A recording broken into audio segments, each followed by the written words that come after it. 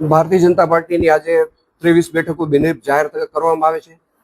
તમામ બિનહરીફ અમારા ચૂંટાયેલા સભ્યોની હાજરી છે. બધાને હું અભિનંદન પાઠવું છું. સાથોસાથ ગોંડલની પ્રજાનો પણ આભાર માનું છું.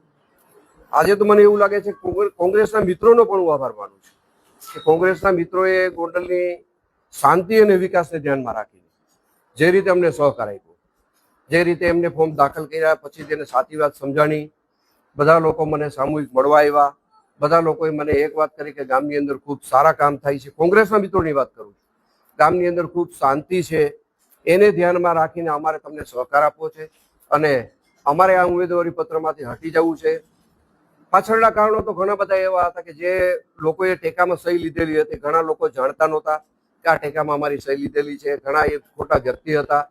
આના કારણે આ બધું બની ગયું છે અને આ વાતને ગુંડાગીરી તરફ જો ચિતરવા માંગતા હોય તો અમને વાંધો નથી, પણ ગોંડલની જનતાએ અને કોંગ્રેસના મિત્રોએ અમને જે સહકાર આપ્યો છે ગોંડલના વિકાસને અને ગોંડલને શાંતિને ધ્યાનમાં રાખીને અમને સહકાર આપ્યો છે, જેને કારણે અમારી 23 સીટ બિનહરીફ થઈ છે.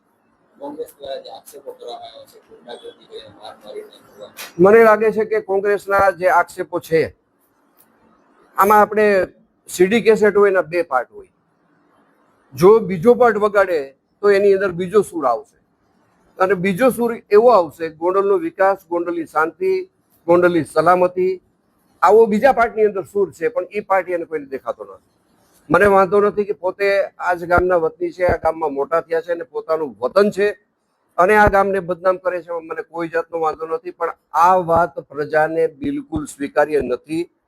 તમે મને આ પ્રશ્ન પૂછ્યો એના વિશેષ જવાબની અંદર હું જણાવું છું કે જે રીતે છેલ્લા 2 વર્ષથી ગોંડલને મિર્જાપુર બનાવવામાં આવ્યું, છેલ્લા 2 વર્ષથી મીડિયાની અંદર એક જ વાત આવી, ગોંડલ ગુંડાગીરી છે, ગોંડલ મિર્જાપુર છે, ગોંડલમાં કોઈની સલામતી નથી.